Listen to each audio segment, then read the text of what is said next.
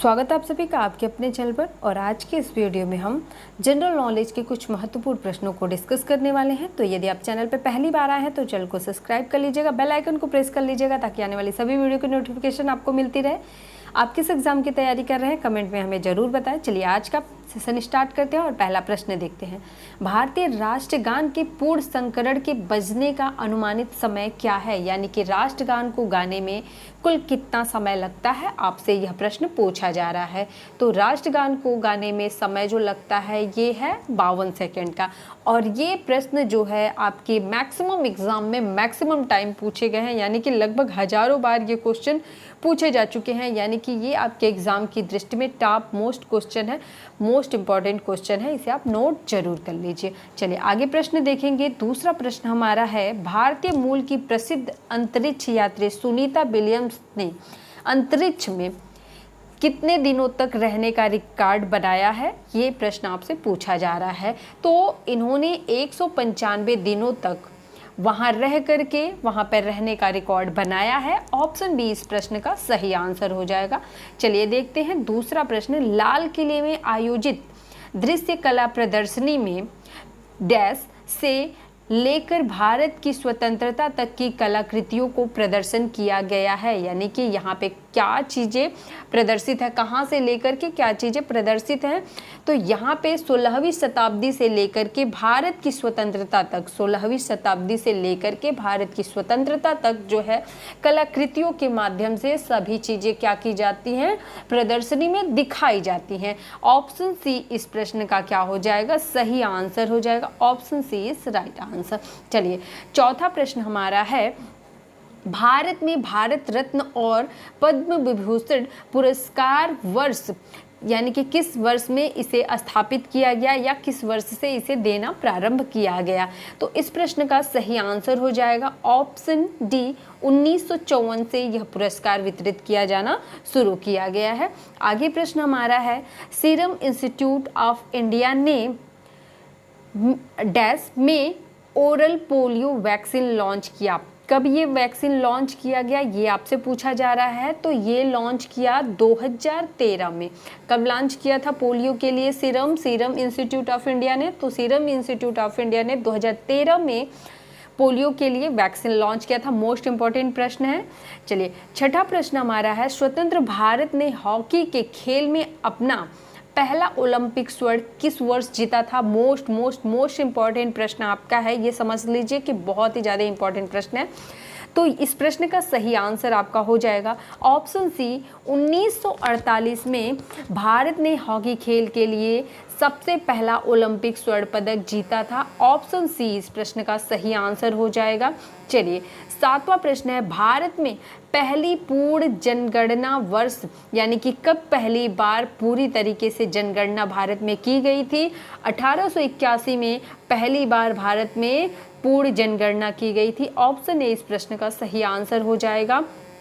आगे प्रश्न है आठवां, भारत में काम के बदले राष्ट्रीय भोजन कार्यक्रम किस वर्ष शुरू किया गया था? यानी कि काम के बदले राष्ट्रीय भोजन कार्यक्रम का शुरुआत कब किया गया था? तो इस योजना का शुरुआत हुआ था वर्ष 2004 में। ऑप्शन डी इस प्रश्न का सही आंसर हो जाएगा।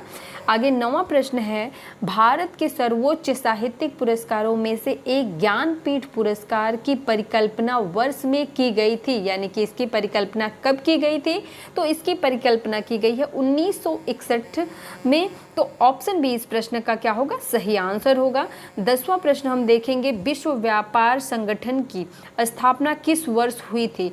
विश्व व्यापार संगठन की स्थापना किस वर्ष हुई थी? तो इसकी स्थापना हुई थी 1995 में। ऑप्शन डी इस प्रश्न का सही आंसर होगा। इसे भी आप नोट जरूर कर लेंगे, ये भी आपके एग्जाम की दृष्टि से महत्वपूर्ण है। देखिए जो प्रश्न इंपॉर्टेंट होंगे, जो आपके एग्जाम में बार बार पूछे गए होंगे, उसे मैं आपको बताऊंगी। आप उसे नोट करके एक जगह पे एकत्रित कर लीजिएगा और एग्जाम के टाइम में एक बार आप उसे रिवीजन कर लीजिएगा। ये क्वेश्चंस आपको एग्जाम में हेल्प करेंगे। 11वां प्रश्न आपका है, तिब्बती आध्यात्मिक नेता दलाई लामा ने किस वर्ष भारत में राजनीतिक शरण मांगी थी? ठीक है, कब राजनीतिक शरण मांगी थी? तो इस प्रश्न का सही आंसर हो जाएगा 1959 में। 1959 में 1959 में तिब्बती आध्यात्मिक नेता दलाई लामा ने भारत में राजनीतिक शरण मांगी थी। ऑप्शन सी सही है इसका। चलिए 12वां प्रश्न है, बॉम्बे में गेटवे ऑफ इंडिया की आधारशिला कब रखी गई थी? ठीक है, इसमें से 2 प्रश्न बनते हैं, अभी मैं बताऊंगी क्या दूसरा प्रश्न है। पहले इसका आंसर बता लेते हैं। बॉम्बे में गेटवे ऑफ इंडिया की आधारशिला कब रखी गई थी?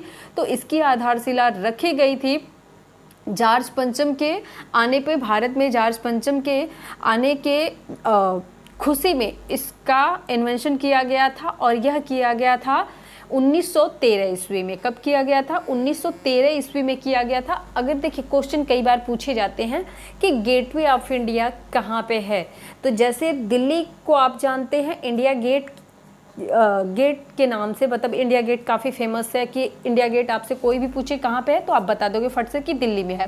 बट बहुत सारे ऐसे लोग हैं जिनको नहीं पता होगा, या फिर जो मुंबई के लोग हैं उनको तो पता होगा, बट बहुत सारे ऐसे राज्यों के लोग हैं जिनको नहीं पता होगा कि बॉम्बे में ही आपका गेटवे ऑफ इंडिया है, तो आपको वहाँ पर संशय हो सकता है। तो इसे आप आज क्लियर कर लीजिएगा कि गेटवे ऑफ इंडिया कहाँ पर है? बॉम्बे में है। ठीक है, और इसे किसके लिए बनवाया गया था? तो जॉर्ज पंचम के आने पे बनवाया गया था, कि उनके वेलकम के लिए बनवाया गया था। ठीक है, चलिए आगे हम प्रश्न देखते हैं। 13वां प्रश्न हमारा है, प्रसिद्ध विक्टोरिया टर्मिनस स्टेशन भारत वर्तमान समय में इस स्टेशन का नाम है छत्रपति शिवाजी महाराज टर्मिनस।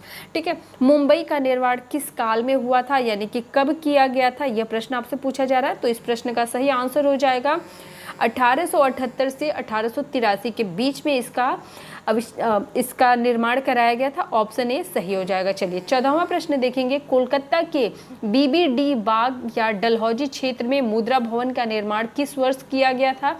तो इसका निर्माण किया गया था 1833 में। मोस्ट इंपॉर्टेंट प्रश्न है, हिस्ट्री का प्रश्न है आपका। चलिए आगे प्रश्न है, डीसी सरकार ने भारत पुरालेख और भारतीय पुरालेख शताब्दी का प्रकाशन किस वर्ष किया था? तो इसका प्रकाशन किया गया था 1965 1966 में। ऑप्शन ए इस प्रश्न का क्या हो जाएगा? सही आंसर हो जाएगा। चलिए आगे हमारा 16वां प्रश्न है, निम्नलिखित में से किस वर्ष में पहली बार भारत के चुनाव आयोग में 2 अतिरिक्त आयुक्त नियुक्त किए गए थे? 2 अतिरिक्त आयुक्त कब नियुक्त किए गए थे? तो इस प्रश्न का सही आंसर हो जाएगा 1989 में नियुक्त किए गए थे। ऑप्शन ए इस प्रश्न का सही आंसर होगा। चलिए 17वां प्रश्न हमारा है, निम्नलिखित में से किस वर्ष को भारत के जनसांख्यिकीय इतिहास में महान विभाजन का वर्ष कहा जाता है? निम्नलिखित में से किस वर्ष को भारत के जनसांख्यिकीय इतिहास में महान विभाजन का वर्ष कहा जाता है? ये प्रश्न आपसे पूछा जा रहा है। तो इस प्रश्न का सही आंसर हो जाएगा ऑप्शन बी 1921 को। ठीक है, आगे प्रश्न है, यूनिसेफ की स्थापना किस वर्ष हुई थी? तो यूनिसेफ की स्थापना हुई थी 1946 में। मोस्ट इंपॉर्टेंट प्रश्न आपका है, 1946 में इसकी स्थापना हुई थी। आगे हम प्रश्न देखेंगे, केंद्र शासित प्रदेश लद्दाख में कुल कितने जिले हैं? मोस्ट इंपॉर्टेंट प्रश्न है। तो केंद्र शासित प्रदेश लद्दाख में कुल कितने जिले हैं? कुल जिले हैं इसमें 2। Option A is right answer. कितने जिले हैं? 2 जिले हैं। चलिए 20वां प्रश्न हमारा है, भारतीय सुधार संघ का गठन कब हुआ था? भारतीय सुधार संघ का गठन कब हुआ था? तो भारतीय सुधार संघ का गठन हुआ था 1870 में। ऑप्शन बी इस प्रश्न का सही आंसर हो जाए। तो आशा करती हूँ आज की वीडियो आपको समझ में आई होगी, आप सभी ने आज की वीडियो एंजॉय किया होगा। तो यदि आज वीडियो पसंद आई हो तो वीडियो को लाइक, चैनल को सब्सक्राइब जरूर करिएगा, वीडियो को अधिक से अधिक शेयर करिएगा। वीडियो देखने के लिए धन्यवाद।